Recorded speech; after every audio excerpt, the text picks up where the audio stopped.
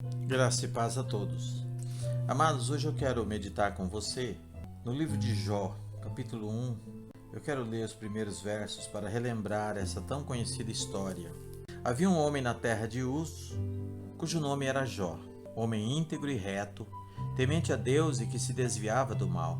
Nasceram-lhe 7 filhos e 3 filhas. Possuía 7.000 ovelhas e 3.000 camelos, 500 juntas de boi e 500 jumentas. Era também muito numeroso o pessoal a seu serviço, de maneira que este homem era o maior de todo o Oriente. Seus filhos iam às casas um dos outros e faziam banquetes, cada um por sua vez, e mandavam convidar as suas 3 irmãs, e comeram e beberam com eles.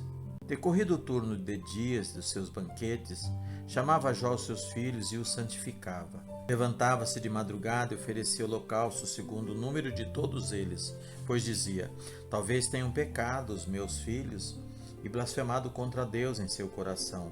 Assim o fazia Jó continuamente. No dia em que os filhos de Deus vieram apresentar-se perante o Senhor, veio também Satanás entre eles. Então perguntou o Senhor a Satanás: de onde vens? Satanás respondeu ao Senhor e disse: de rodear a terra e passear por ela. Perguntou ainda o Senhor a Satanás: observaste o meu servo Jó?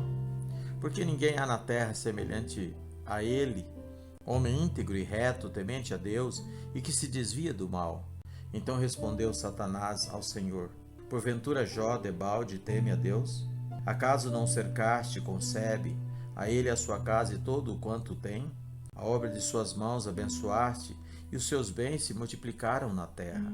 Estende, porém, a mão e toca-lhe em tudo quanto tens, e verás se não blasfema contra ti na tua face. Disse o Senhor a Satanás: eis que tudo quanto ele tem está em teu poder. Somente contra ele não estenda a mão. E Satanás saiu da presença do Senhor. Como dissemos na meditação sobre a segunda parte do livro de Hebreus, que o sofrimento é lido historicamente numa ótica de causa e efeito. Isso desde os tempos de Jó. Nos tempos de Jesus isso também foi assim. Nós somos chamados a glorificar a Deus em vida e o adorar eternamente. E nós bem sabemos, irmãos, que podemos e devemos adorá-lo de muitas formas e maneiras. Podemos servi-lo em obediência, servindo ao próximo, pelo socorro, pela misericórdia. Podemos servir a Deus e adorá-lo, investindo tempo, dons, qualidade, inclusive investimento na própria obra. A história de Jó vem a ser um protótipo de outra dimensão de adoração. Aquela dimensão da segunda parte de Hebreus 11, também vista no ministério e na vida do apóstolo Paulo. Jó adorava a Deus de todas as formas, na dimensão ordinária. E certamente Jó não sabia das implicações dessa fidelidade nas regiões celestes. Logo, o que está em jogo aqui nessa história é a adoração. Como desde o princípio, o que Satanás procura é desviar a nossa adoração e a nossa atenção, tirar do foco e da presença do Senhor. Ele ousou tentar a Jesus lá no pináculo do templo, dizendo: se me adorares, tudo isso te darei. Nós bem sabemos, queridos, que o intento de Satanás com essa história foi sugestionar de que o Senhor Deus comprava a adoração de Jó. Satanás sutilmente disse: bom, mas você também dá tudo de bom, por isso que ele te adora. Ele desafiou o Senhor. Por isso essa história, ela é uma história de uma batalha espiritual. E o Senhor disse: olha, se você está sugestionando que Jó me adora por causa disso, então tal era a confiança de Deus na adoração de Jó e no conhecimento de Jó, que Deus falou: pode tocar, toca nos seus bens, toca na sua vida, toca na sua saúde, toca nos seus filhos e você verá. E nós sabemos que a partir daí Satanás sai da presença do Senhor e começa a destruir tudo e todos em volta dele, inclusive a sua saúde. Isso trouxe certamente um sofrimento inigualável na história daquele homem, a ponto da sua própria esposa dizer: olha, você deveria desistir, os seus amigos o julgar, sofrer também, a sua alma precisar falar devaneios a respeito da sua dor e da necessidade de uma explicação para aquela condição, pois ele andara na presença do Senhor.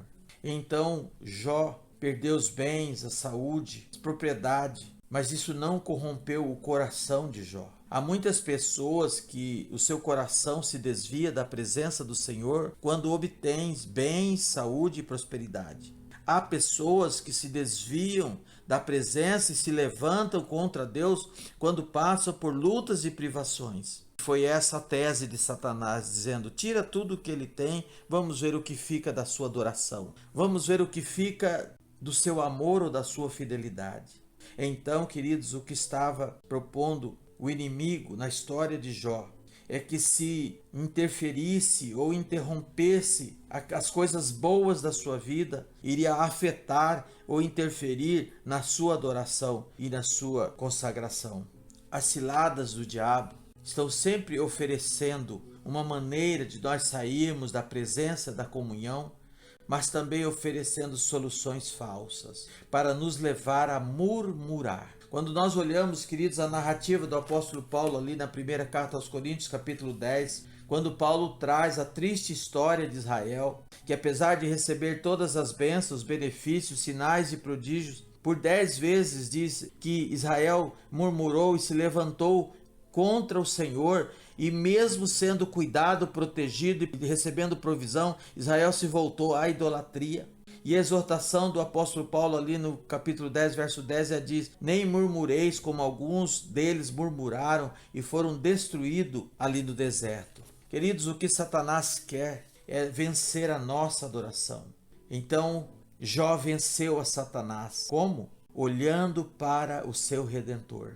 E no capítulo 19, verso 25 diz: eu sei que o meu Redentor vive. O sofrimento era para desviar a atenção de Jó da presença do Senhor e da sua adoração. O sofrimento de Jó, segundo o que Satanás propunha, é para gerar nele murmuração e blasfêmia.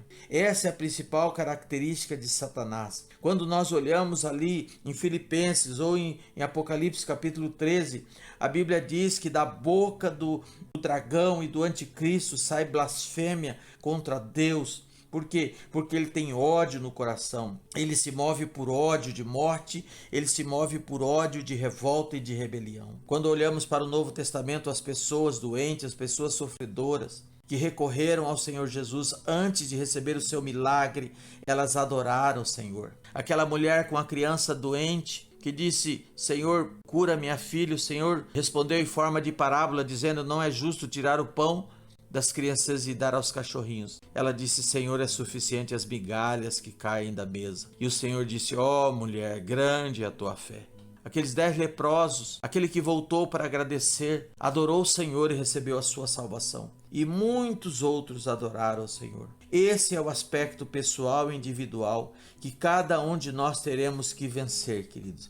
Ninguém poderá vencer pelo outro, porque nenhum poderá dar a adoração devida ao Senhor pelo outro. Eu e você seremos provados. Satanás pedirá prova do nosso amor e da nossa fidelidade. Às vezes promovendo uma oferta de soluções falsas, para nos tirar do caminho da cruz, como ousou oferecer a Jesus: se me adorares, tudo isso te darei. Há muitas pessoas que, sem perceber que essas facilidades naturais estão vindo de uma proposta para se desviar o seu coração da presença e da adoração do Senhor, querido. Já que o inimigo não pode tocar diretamente em Deus, toca nos seus adoradores. E o Senhor torce, queridos, por nós, para que nós venhamos a permanecer na presença dele. O apóstolo Paulo, escrevendo aos Filipenses, diz: fazei tudo sem murmuração nem contenda, para que vos torneis irrepreensíveis, sinceros filhos de Deus,